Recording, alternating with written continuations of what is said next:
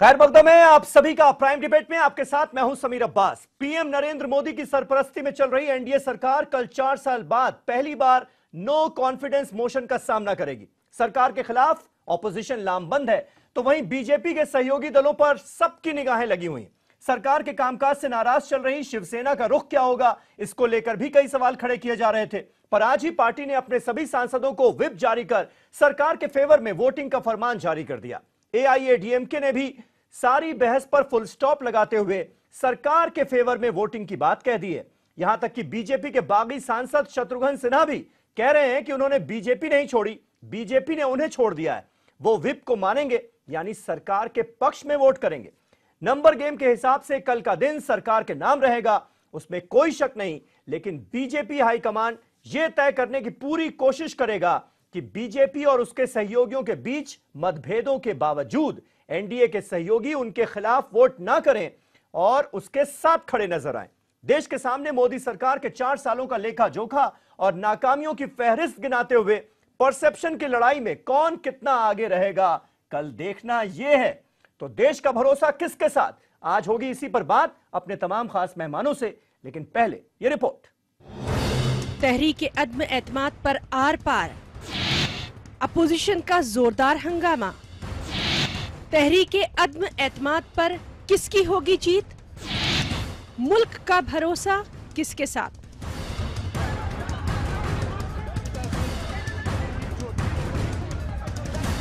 Parliament में कल तहरीक अदम एतमाद पर बहस होनी है। इस बेख्तिलाफ और बीजेपी की क़यादत वाली एनडीए के दरमियान रस्साकशी और दमखम दांव की सियासत जारी है। दोनों अपने अपने खेमे को मजबूत करने में लग गए हैं। मोदी हुकूमत एनडीए में शामिल पार्टियों को मुत्तहिद करने लगी है, वहीं टीडीपी के साथ खड़ी कांग्रेस और अपोजिशन पार्टियां तहरीक अदम एतमाद पर बहस के दौरान हुकूमत को घेरने की तैयारी में लगी हैं। अविश्वास प्रस्ताव का निश्चित रूप से ये मत नहीं होता, उसका उद्देश्य सरकार को सिर्फ गिराना ही नहीं होता है। अविश्वास नीतियों, कार्यक्रमों और जो खास तौर से पिछले 6 महीने सरकार का कामकाज रहता है। अब चूंकि ये पहला अविश्वास प्रस्ताव है, तो पिछले 4 साल का जो उनका असफलताएं, उसको उजागर करने का मौका मिलेगा। मैं इसका स्वीकार किया जाना विपक्ष की बड़ी जीत मानता हूँ। ये मौजूदा मोदी सरकार अपने भ्रष्टाचार पर, अपनी असफलताओं पर चर्चा नहीं होने दे रही थी। देश एक तरह से मोदी जी के कार्यकलाप से मर्माहित है कि जो काम करने का वादा किया था वो नहीं करना चाहिए, वो नहीं किया, और जो नहीं करना चाहिए वो किया। इसलिए अविश्वास प्रस्ताव आता है। नंबर जो भी है, और हम उम्मीद करते हैं कि बहुत से लोग ऐसे हैं जो उनके खिलाफ बोलते रहे हैं, और अगर उसमें साथ देते हैं सरकार का, तो जनता के सामने उनकी भी असलियत खुलेगी। उधर तहरीक अदम एतमाद पर शिवसेना ने व्हिप जारी करते हुए मोदी हुकूमत की हिमायत का ऐलान कर दिया है। वहीं अक्सर अपनी ही पार्टी के खिलाफ बयान देने वाली बीजेपी के रुकने पार्लियामेंट शत्रुघ्न सिन्हा भी इस वक्त पार्टी के साथ खड़े नजर आ रहे हैं। जबकि तहरीक अदम एतमाद को लेकर मरकजी वजीर अनंत कुमार ने सोनिया गांधी के दावे को गलत ठहरा दिया है। अनंत कुमार का कहना है कि मोदी हुकूमत अक्सरियत में है, पार्लियामेंट के अंदर भी और बाहर भी। मोदी सरकार का बढ़ती समर्थन है हाउस के अंदर और हाउस के बाहर, पार्लियामेंट के अंदर और पार्लियामेंट के बाहर। तो इसलिए इस बार एनडीए तो एक मुश्त होकर के इस अविश्वास प्रस्ताव के खिलाफ वोट करेगी। उसके साथ एनडीए प्लस एनडीए के बाहर के कई दल भी हमें समर्थन देने वाले। भाई कयास लगाने में ये थोड़ी है कि मैंने पार्टी छोड़ दी है। वो तो जो छोड़ूंगा तो कयास लगे तो बात समझ में आती है। या किसी शेर को तो बंद कर दें आप कमरे में, कहीं रास्ता आपको एग्जिट दिखाई नहीं पड़े तो पंजा चलाएगा कि नहीं चलाएगा। तहरीक अदम एतमाद पर आर पार की जंग जारी है। हिज़्ब इख्तिलाफ और बीजेपी की क़यादत वाली एनडीए दोनों ही अक्सरियत की दावेदार है। सवाल यहाँ अहम ये है कि तहरीक अदम एतमाद पर आखिर किसकी होगी जीत और मुल्क का भरोसा है किसके साथ। Bureau report, news 18 Urdu. तो देश का भरोसा किसके साथ, इसी पर होगी कल बात संसद में। तमाम खास मेहमान हमारे साथ जुड़ चुके हैं। हमारे साथ आज अमित ठक्कर साहब मौजूद हैं, जो कि भारतीय जनता पार्टी के स्पोक्स पर्सन हैं। सुरेंद्र राजपूत साहब कांग्रेस पार्टी के स्पोक्स पर्सन हमारे साथ मौजूद हैं। अमीर हैदर जैदी साहब सीनियर लीडर सीपीआई के, वो हमारे साथ हैं। प्रोफेसर सुबोध कुमार हमारे साथ मौजूद हैं, आरएलएसपी यानी उपेंद्र कुशवाहा साहब की पार्टी, जो कि एनडीए की घटक दल है, उसका पक्ष रखेंगे। सैयद अब्बास रुश्दी साहब हमारे साथ मौजूद हैं, समाजवादी पार्टी के स्पोक्स पर्सन हैं। और डॉक्टर शिर्वो कमल दत्ता पॉलिटिकल एनालिस्ट हैं, वो हमारे साथ इस डिबेट का हिस्सा हैं। अमित ठक्कर साहब थोड़ी देर में आपको स्क्रीन पर नजर आएंगे, बीजेपी की तरफ से, वो अहमदाबाद से हमारे साथ इस बहस का हिस्सा हैं। पहला सवाल राजपूत साहब आपसे। हालांकि सोनिया गांधी ने यह जरूर कहा कि भाई किसने कहा कि हमारे पास नंबर नहीं है, लेकिन दरअसल ये हम सबको पता है, आपको पता है, बीजेपी को पता है कि नंबर गेम जो है उसमें आप लोग हार चुके हैं। दरअसल परसेप्शन की लड़ाई कौन जीतता है, यह देखने वाली कल बात होगी। क्या आपको लगता है किसका पलड़ा भारी है परसेप्शन की लड़ाई में?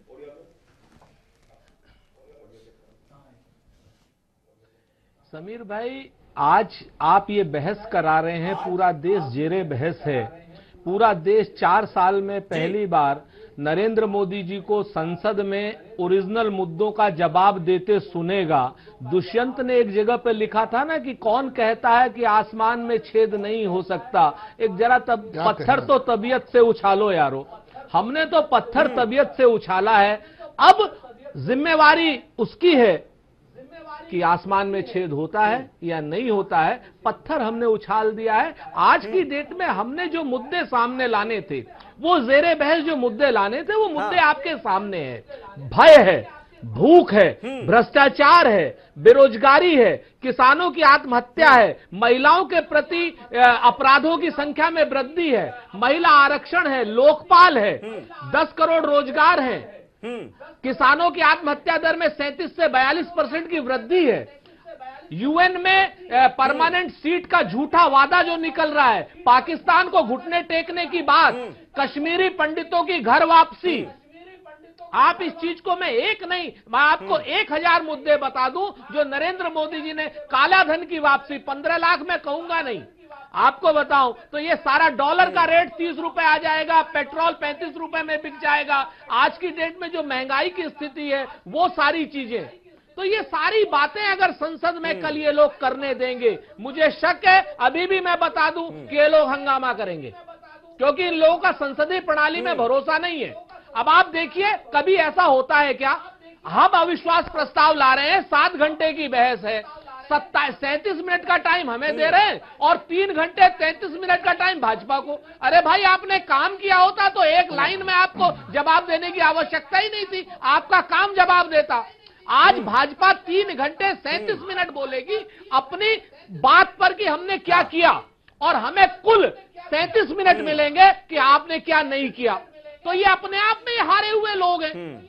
तो ये जितने लोग हारे हुए लोग हैं, आज डरा रहे हैं, धमका रहे हैं, कभी शत्रुघ्न सिन्हा को, कभी यशवंत सिन्हा को, कभी और किसी को, तो हमने तो अपनी बात रख दी जनता के बीच में। अब जनता को फैसला करना है, जनता ही हमारी जनार्दन है और आप जैसे लोग ही हमारे खैर ख्वाह हैं।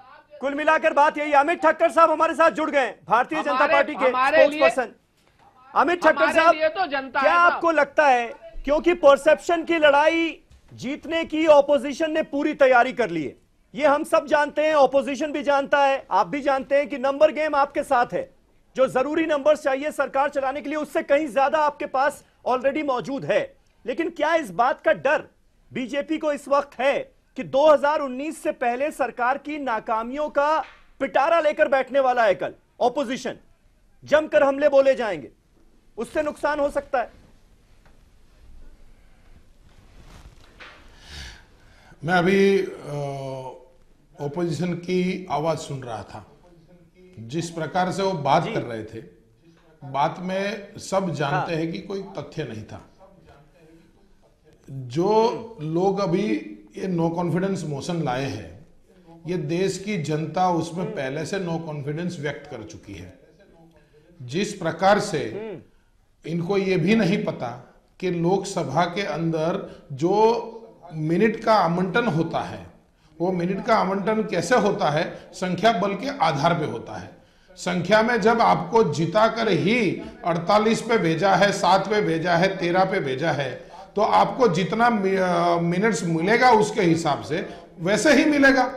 तो आप दुनिया को कम से कम भारत के लोगों को बरगलाने का कोशिश न करें, ये इसमें मुझे स्पष्ट रूप से कहना है। मैं तो इनका शुक्रिया अदा करना चाहूंगा कि इन्होंने इस समय में नो कॉन्फिडेंस मोशन लाया, क्योंकि सरकार ने 4 साल में जितना काम किया है, जितने लोगों के जीवन को बदला है, 70 साल के अंदर जिस प्रकार से जो आजादी के फल आम लोगों तक नहीं पहुंचे थे, वो धर्म, जाति, प्रदेश देखे बिना पूरे देश के लोगों तक जो आजादी के फल पहुंचे हैं, वो ये लोग सहन नहीं कर पाते हैं कि जिस प्रकार से विकास हुआ है, लोगों तक जिस प्रकार से लोगों के काम हुए हैं। अभी ये बातें सारी कल आएगी इनका मैं इसलिए मैंने कहा शुक्रिया अदा करूंगा कि इनकी वजह से हम लोगों को ये बता पाएंगे, लोगों में डिबेट चलेगी, टीवी में डिबेट होगी, लोकसभा का लाइव प्रसारण लोग देखेंगे। तो और प्रधानमंत्री जी ने सामने से कहा है कि हम इसका जवाब देंगे, तो भारतीय जनता पार्टी संपूर्ण रूप से तैयार है। ठीक है, अब्बास अली विपक्ष खुद तय कर ले कि वो कितना बढ़ता है। जो यानी बीजेपी कहीं ना कहीं ये दावा कर रही है कि भाई जिस मौके को ऑपोजिशन अपने पक्ष में भुनाने की कोशिश में था, वो दरअसल ऑपोजिशन की मदद से बीजेपी के हाथ लग चुका है। और वो कह रहे हैं इतनी सारी बातें गिनाने की हैं कि ये तो अच्छा मौका दे दिया ऑपोजिशन ने हमें।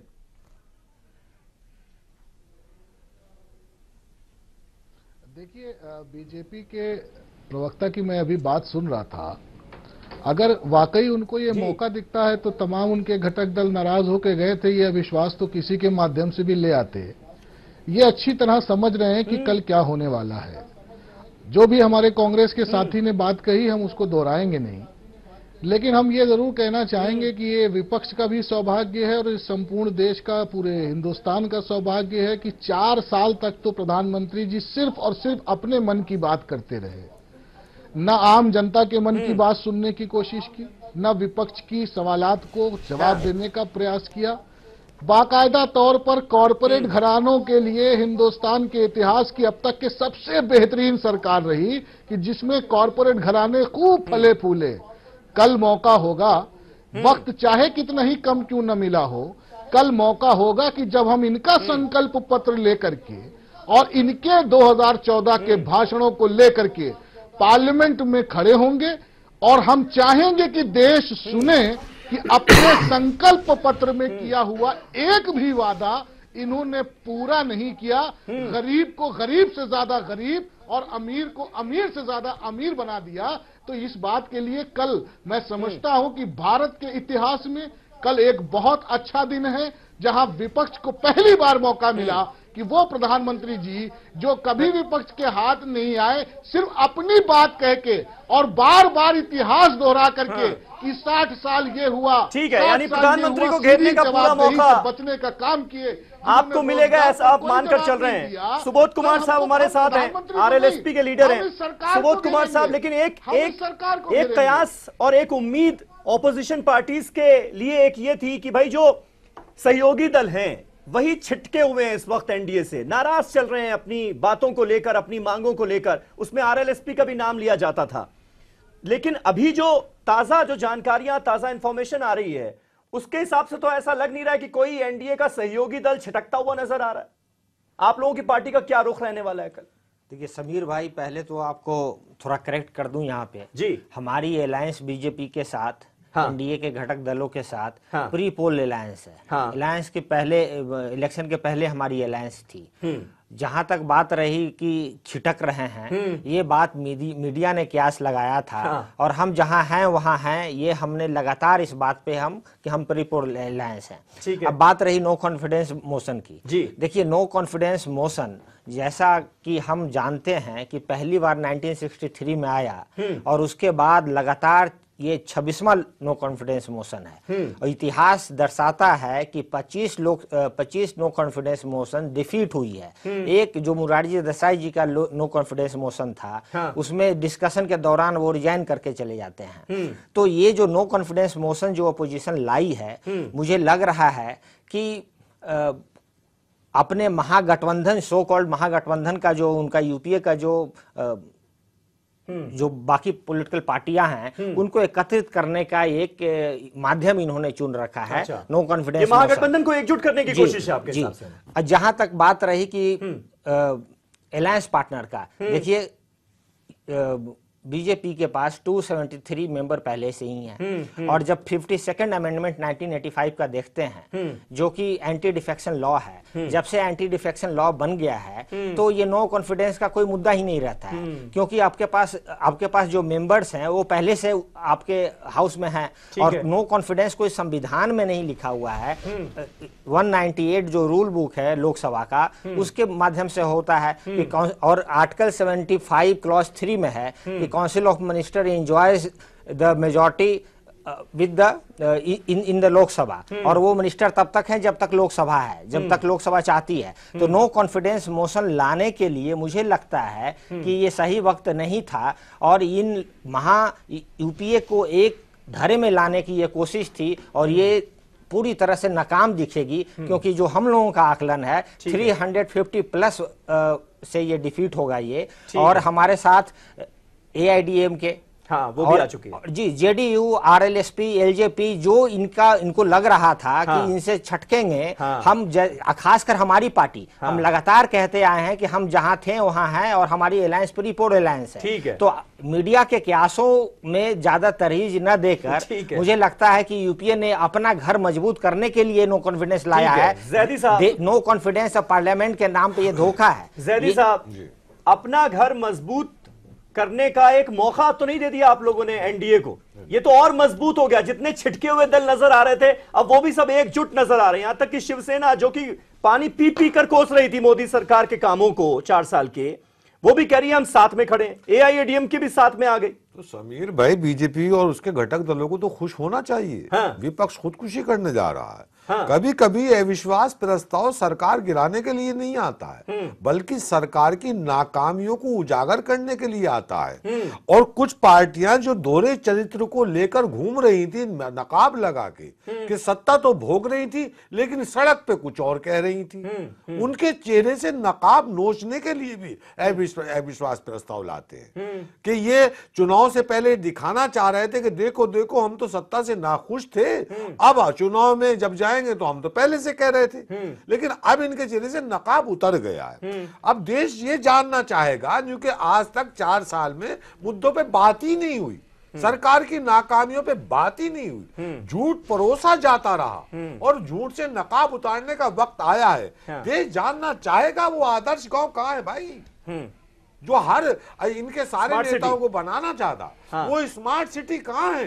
देश देखना चाहेगा। स्मार्ट एक के बदले 10 साल लाने वाले थे जिले इलाई कहां है? जो ये 10 बोरिया चीनी के लेके आए एक सर के बदले। कहां चीन डोकलाम के अंदर थर थर कांप रहा था, विदेश नीति कहां पहुंच गई है?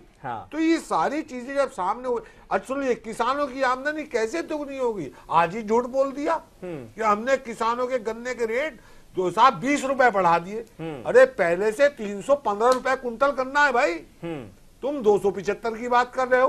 तो ये सारे झूठ जनता के सामने रखे जाएंगे, तब इन्हें पता चलेगा साहब कौन खुदकुशी करने जा रहा है और किस लिए कहना चाहिए अविश्वास प्रस्ताव आया। ठीक है डॉक्टर दत्ता, लगता है आपको फजीहत किसकी हो सकती है?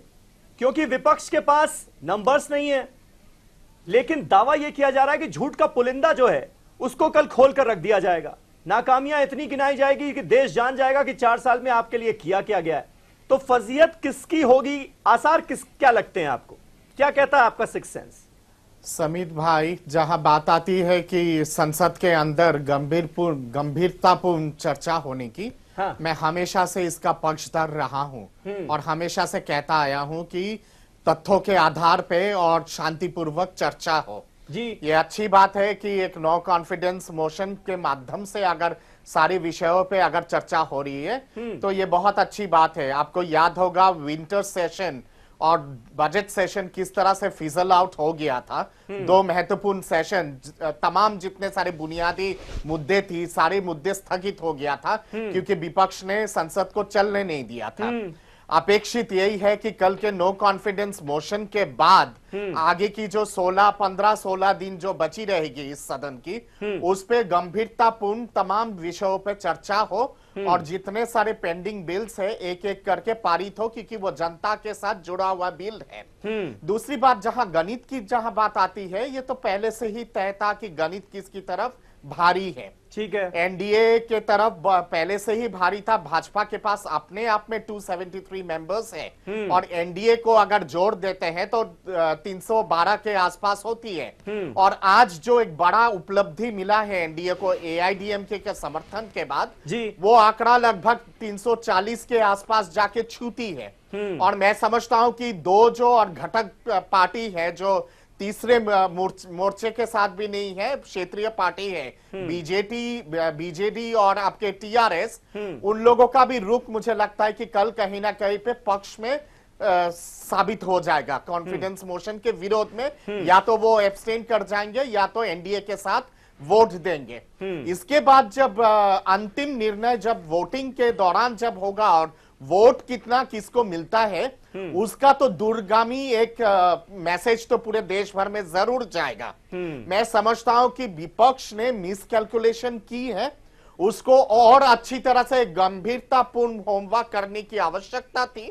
बहुत सारे और सेंटिमेंटल और इंपॉर्टेंट इश्यूज है जिस पे नो कॉन्फिडेंस मोशन लाया जा सकता था।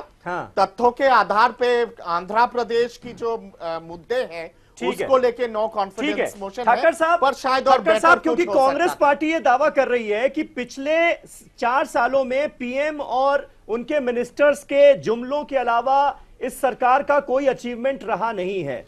और राहुल गांधी पहले ही कह चुके हैं कि अगर 15 मिनट बोलने का मौका दिया गया तो पीएम कहीं टिक नहीं पाएंगे, भूकंप आ जाएगा।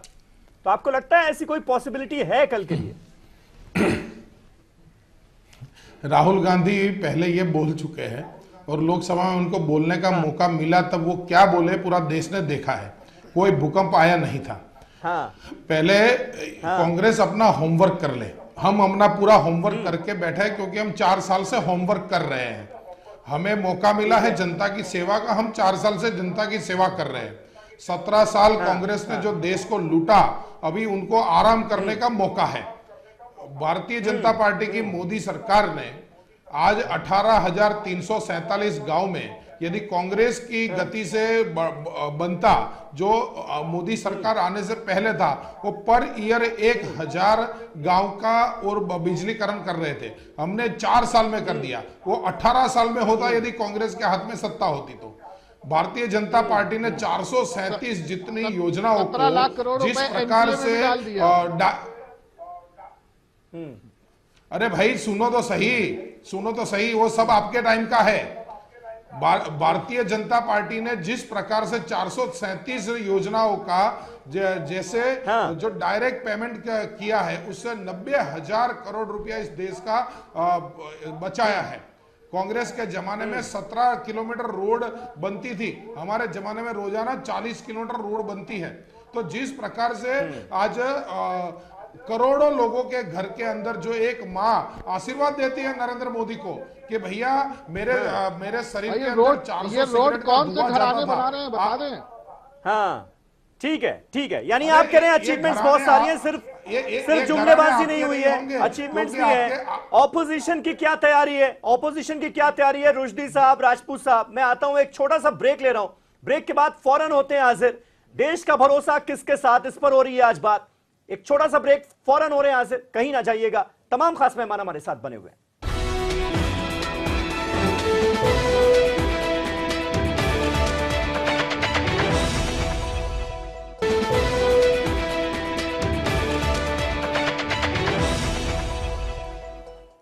तो देश का भरोसा किसके साथ, आज हो रही है इसी पर बात। तमाम खास मेहमान हमारे साथ बने हुए हैं। सुरेंद्र राजपूत साहब, ऑपोजिशन कैसे ये साबित करेगा कि देश का भरोसा जो है वो ऑपोजिशन में जो पार्टीज हैं उनके साथ है? बीजेपी के साथ नहीं है, क्योंकि कल ये एक बहुत बड़ी जिम्मेदारी आप लोगों ने मोल ले ली है, क्योंकि बीजेपी के पास नंबर्स भी हैं और जहां तक अगर नंबर का सवाल है 147 जो डेटा है वो ऑपोजिशन के हाथ आ रहा है, जो कि बहुमत से 121 कम है, तो वहां तो जीत सकते नहीं। परसेप्शन की लड़ाई जीतना भी आसान नहीं होगा ऐसा लग रहा है, तो क्या तैयारी क्या है? समीर भाई देखिए, सच है कि भारतीय जनता पार्टी के लोग आप जानते हैं कैसे जुमलेबाजी करते हैं। अमित ठक्कर जी अच्छे इंसान हैं, लेकिन जुमलेबाजी में भी ये रुक रुक करके बोल रहे थे। अदम गोंडवी का एक शेर था कि तुम्हारी फाइलों में गांव का मौसम गुलाबी है, मगर ये आंकड़े झूठे, ये दावे किताबी हैं, तुम्हारी मेज चांदी की, तुम्हारे जाम सोने के। अब मैं अगर जुम्मन कहूंगा तो ये लोग ले उड़ेंगे। तो तुम्हारी मेज चांदी की, तुम्हारे जाम सोने के, मगर किसान के हाथ में आज भी फूटी रकाबी है। तो मसला जो है ना, आज की डेट में कह रहे हैं कि साहब ने 18,000 गांव में कर दिया। अरे कम वक्त तो 6,40,000 गांव में कांग्रेस कर गई, आप 18,000 को रो रहे हो। आप समझो बात को। आज की डेट में कहां तो यह तय था कि चराग हर घर के लिए होना चाहिए, कहां चराग आप शहर को देकर के कह रहे हो हमने सारे शहर रोशन कर दिए। भाई नरेंद्र मोदी की सरकार ये करती कि एक एक घर में बिजली चली जाएगी, हम मान लेते, लेकिन एक एक गांव में तो अपने आप जानी थी। 5,40,000 गांव में 10 साल में हम बिजली लेकर के आए। ठक्कर जी को ये मालूम ही नहीं है। क्या करें हम, इनकी गलती नहीं है, इनको वही पढ़ाया जाता है जो संघ और व्हाट्सएप की यूनिवर्सिटी में पढ़ाया जाता है। आप अगर देखिए कि किसान अगर इतना खुशहाल होता तो 37 से 42% की आत्महत्या की दर में उसकी वृद्धि क्यों होती। आज की डेट में आपने 90,000 करोड़ यहां से बचा लिए, 10 लाख करोड़ आपने एक्साइज डीजल की एक्साइज पर बचा लिए। भाई वो जो आपके 11 लाख करोड़ है वो गए तो गए कहां? नीरव मोदी लेके भाग गया है और कोई छोटा मोदी लेकर के भाग गया। आज की डेट में डॉलर का रेट उस हिसाब से तो 40 रुपए में आ जाना चाहिए था। पेट्रोल का प्राइस 20 रुपए 30 रुपए में आ जाना चाहिए था। वो पैसे गए तो गए कहां? किस माल्या के पास गए, किस मोदी के पास गए? यही तो देश पूछेगा ना कल। मोदी जी को यही जवाब देना पड़ेगा। काला धन 3 ठक्कर साहब जवाब देना मुश्किल होगा इन बातों का। और 2 सवाल मैं ऐड कर देता हूं, 2 सवाल मैं ऐड कर देता हूं। एक मॉब लिंचिंग, 1 मिनट राजपूत साहब, एक मॉब लिंचिंग की घटनाएं जिस तरह से पिछले सालों देश में बढ़ी है, सुप्रीम कोर्ट को यहां तक कहना पड़ा कि भाई अलग से सख्त कानून आपको बनाना चाहिए।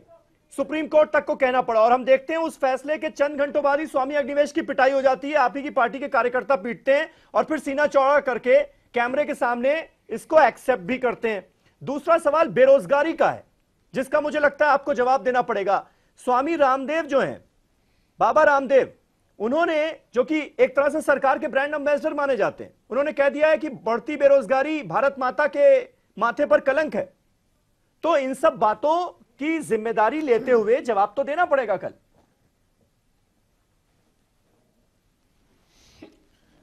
जहां तक ये मॉब लिंचिंग का सवाल है जी, ये आज राजनाथ सिंह जी ने बहुत स्पष्ट कर दिया। ये जो स्टेट का जिम्मेवारी बनता है,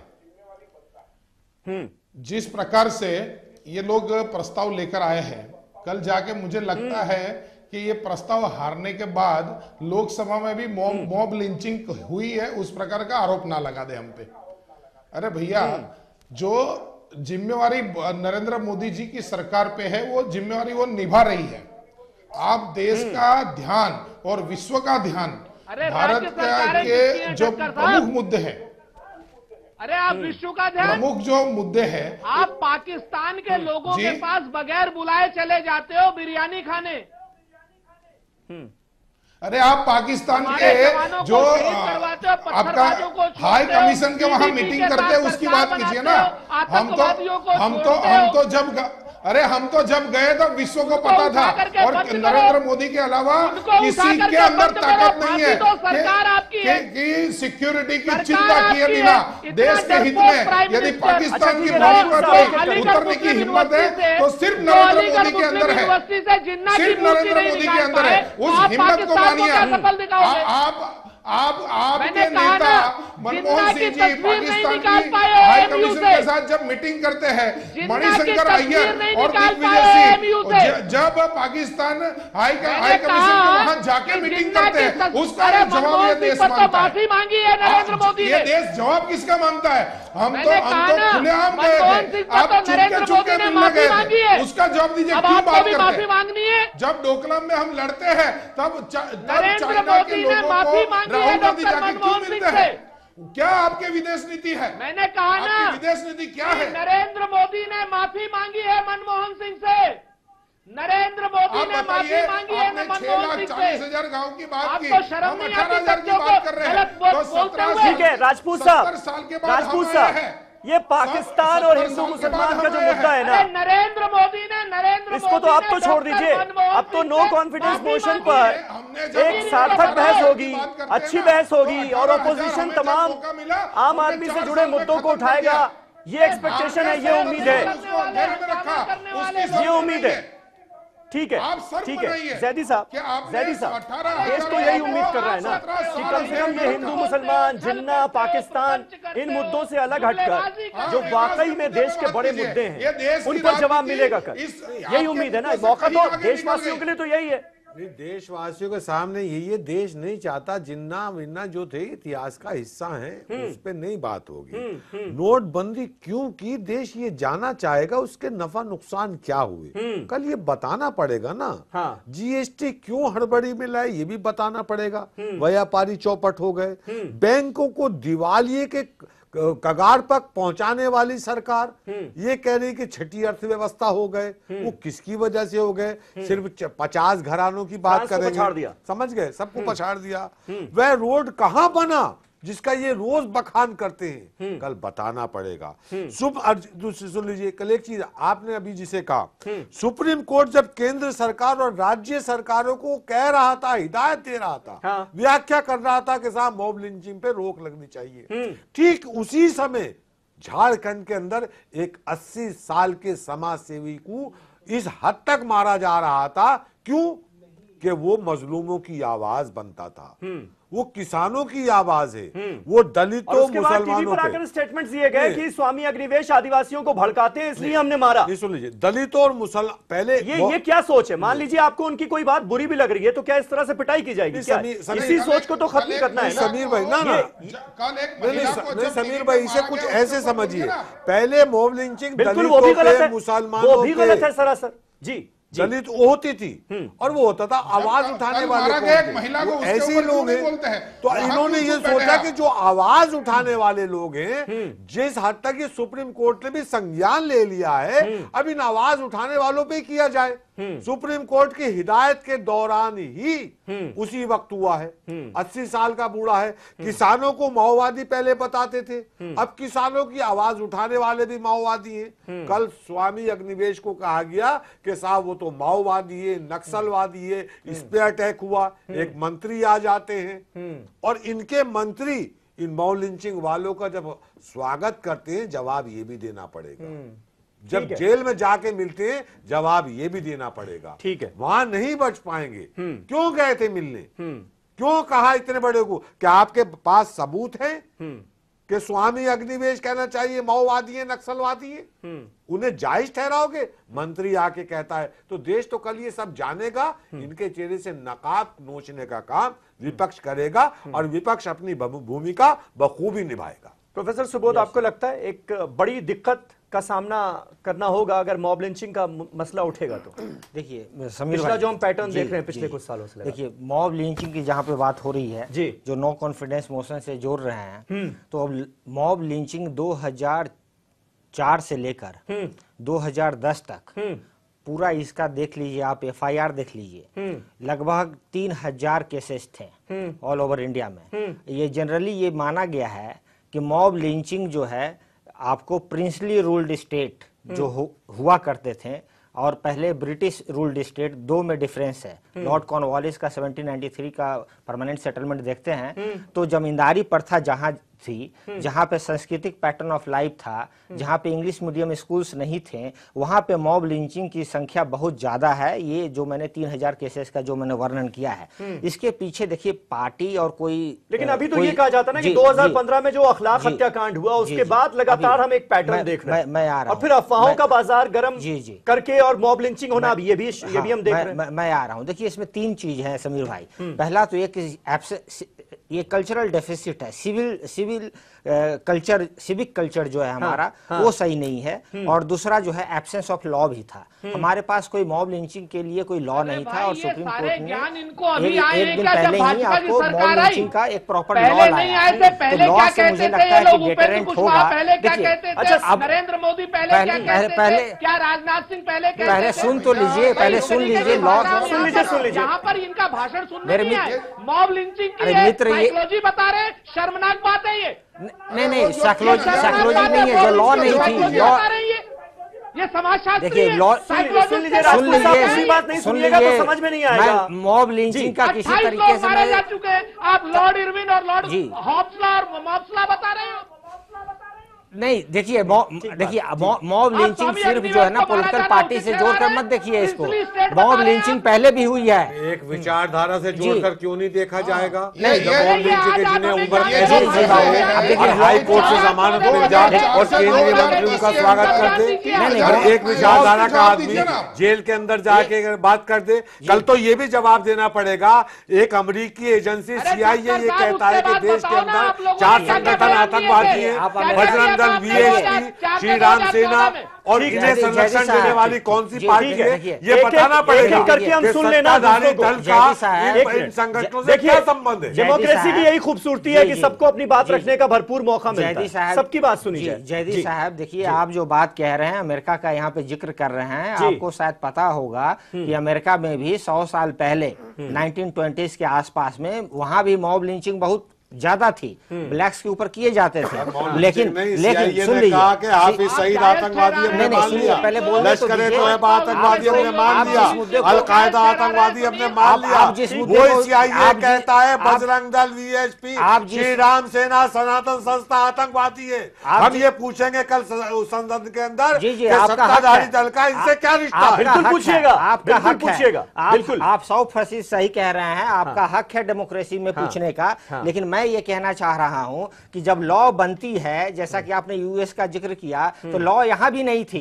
लॉ तो आपको 2 दिन पहले बन रहा है, सुप्रीम कोर्ट ने बोला कि एक प्रॉपर लॉ बनाइए। आप कांग्रेस की सरकार थी, UPA की सरकार थी, आपने लॉ क्यों नहीं बनाया? जैसा कि मैंने अभी बोला आपको कि 3000 लिंचिंग के केसेस पहले भी हो चुके थे, आपने लॉ क्यों नहीं बनाया? आप जो मैं कहना चाह रहा हूं कि मॉब लिंचिंग का केस आइडियोलॉजी से आप जोड़िए, आपका फर्ज बनता है ऑपोजिशन में होने के नाते। लेकिन आपको ये मानना पड़ेगा कि सोसाइटल फेडरलिज्म जो होता है, पॉलिटिकल फेडरलिज्म, सोसाइटी, समाज में कहीं ना कहीं खामियां है, समाज में खामियां है, समाज में खामियां। मैं कहता हूं इसी बहाने कम से कम ठीक है, ये प्रॉब्लम सॉल्व करना पड़ेगा। ठीक है जोड़ने से सॉल्यूशन नहीं मिलेगा। ठीक है समीर भाई, मैं कह रहा हूं कि आइडियोलॉजी से जोड़ने से सॉल्यूशन नहीं मिलेगा। ठीक है, आइडियोलॉजी से जोड़ने से सॉल्यूशन नहीं मिलेगा। सॉल्यूशन मिलेगा कानून से और सामाजिक व्यवस्था को दुरुस्त करने से। इसके लिए हम सबको मिलकर काम करना है। मॉब लिंचिंग अच्छी बात नहीं है, प्री मिडिएवल है।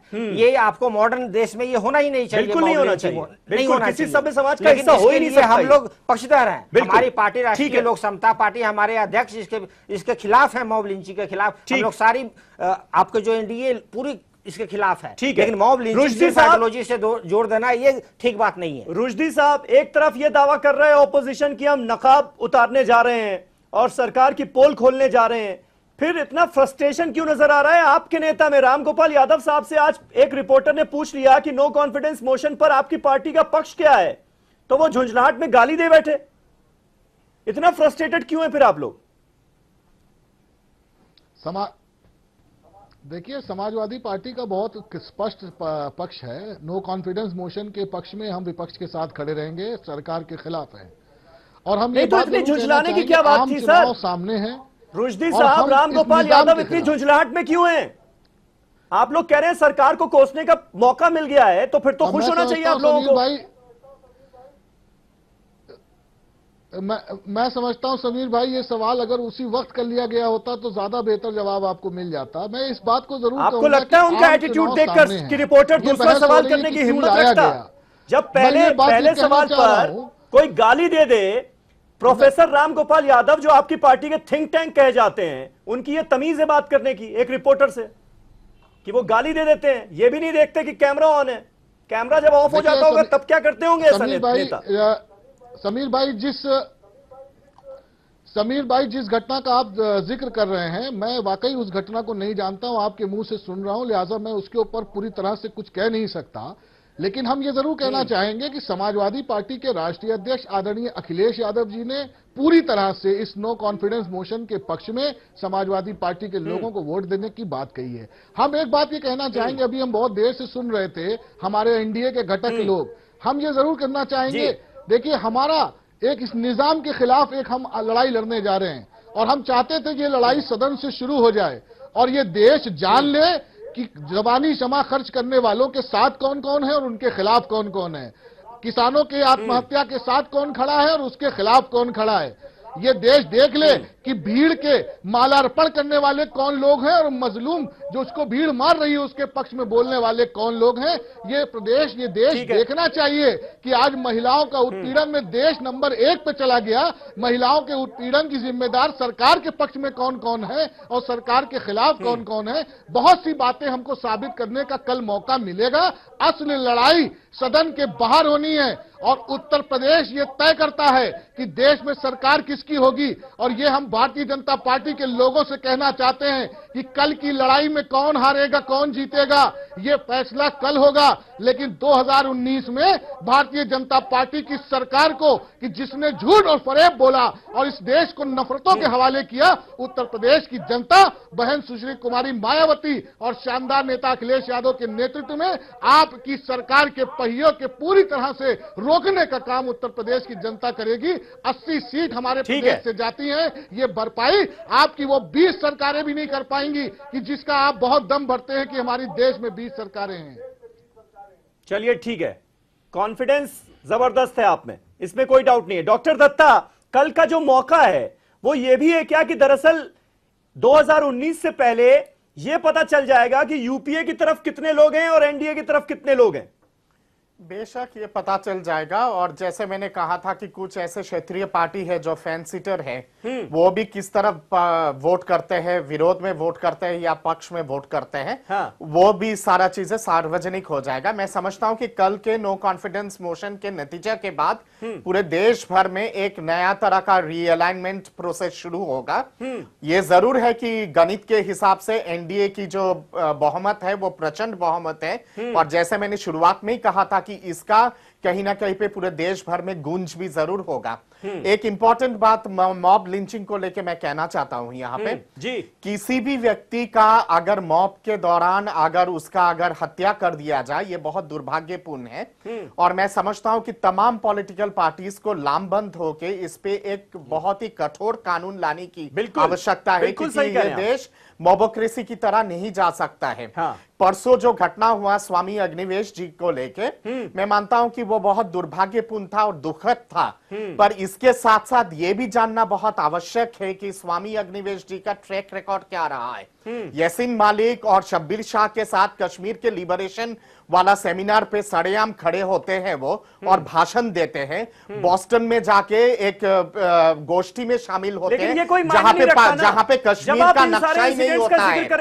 और इसके साथ साथ आपके वैष्णो देवी यात्रा, कैलाश मानसरोवर यात्रा, सबरीमाला यात्रा, सारे चीजों पे प्रश्न चिन्ह लगाते हैं। ये नहीं हो सकता कि उनकी कोई बात आपको बुरी लगे तो आप उनको पीट दें। इंसानों की और लोगों की आस्था पे इस तरह का खिलवाड़ नहीं करना चाहिए और ऐसा प्रचंड प्रहार नहीं करना चाहिए। लोगों को अपने गिरिबान में भी झांक के देखने की आवश्यकता होती है कि आखिर आपका ट्रैक रिकॉर्ड कहां अमित ठक्कर साहब, एक मिनट, अमित ठक्कर साहब, मानेंगे आप इस तरह का जो जस्टिफिकेशन है कि नहीं उन्होंने, उनके साथ जो हुआ बहुत गलत हुआ, उसकी हम निंदा करेंगे, उसको कंडेम करेंगे, लेकिन साथ में यह भी बता दीजिए कि स्वामी अग्निवेश का यह बयान नहीं ठीक था, वो बयान नहीं ठीक था, तो आपको नहीं लगता कि इस तरह की सोच कहीं ना कहीं जस्टिफाई करने लगती है और इसी सोच को खत्म करने की जरूरत है, क्योंकि अगर कोई शख्स कुछ गलत कर रहा है तो उसको रोकने के लिए कानून है। इसीलिए शशि थरूर जैसे लोगों को यह मौका मिल जाता है कि वो कहते हैं कि हिंदू तालिबान बन रहा है।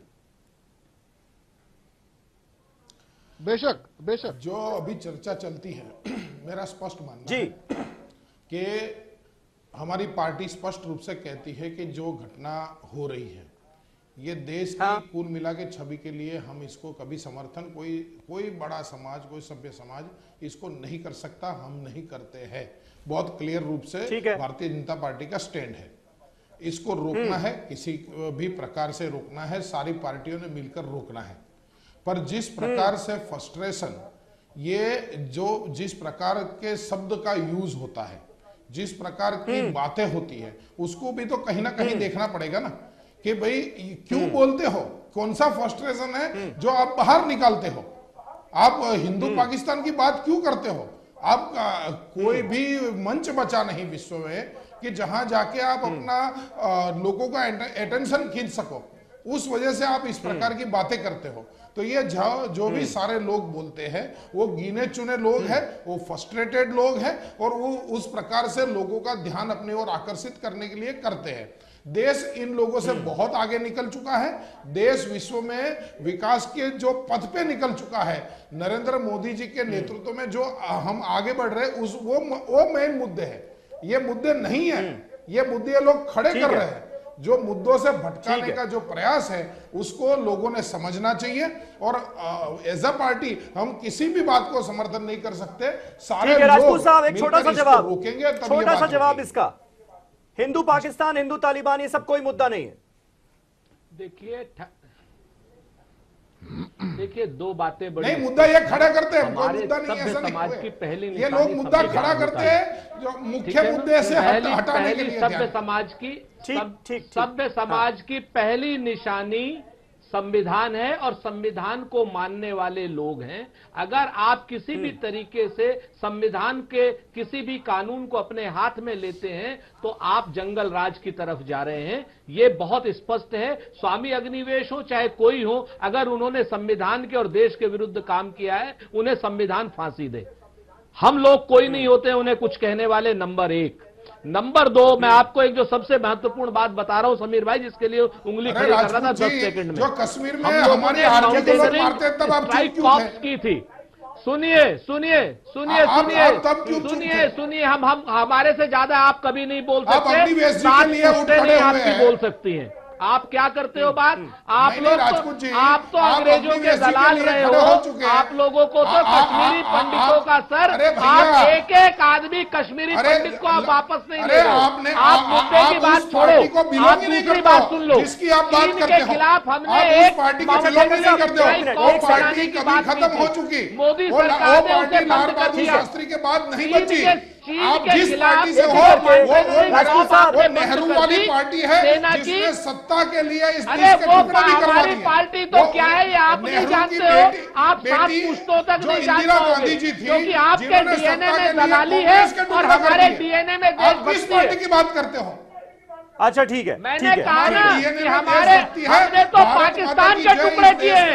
हमने पाकिस्तान के मुझे जैदी साहब और सुबोध जी से लेना है। जैदी साहब मुझे ये बताइए, ये डर तो नहीं है कि अगर मान लीजिए कि 350 तक आंकड़ा पहुंच गया, जिसकी की पूरी संभावना, पूरी उम्मीद लग रही है एनडीए का, तो फिर ऐसा तो नहीं कि ये सारी जो कोशिश थी विपक्ष की सरकार को नीचा दिखाने की, ये उल्टी पड़ जाएगी? इसका डर है क्या? नहीं, ऐसा कुछ नहीं है, ऐसा कोई डर नहीं है जिस पे अभी आप बात कर रहे थे उस पे।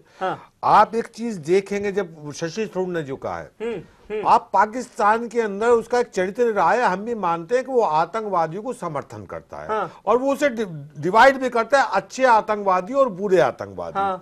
अच्छे आतंकवादियों को समर्थन करता है, प्रोत्साहन करता है। यहाँ भी वही नजर आ रहा है। अच्छे अपराधी आतंकवादी तो यहाँ कह ही नहीं सकते। यानी आप शशि थरूर के बयान के साथ खड़े हुए नजर आ रहे हैं। नहीं, अच्छे अपराधियों को जाके माला पहनाते हैं, बुरे अपराधी जो होते हैं उन्हें जेल में गोली लगवा देते हैं।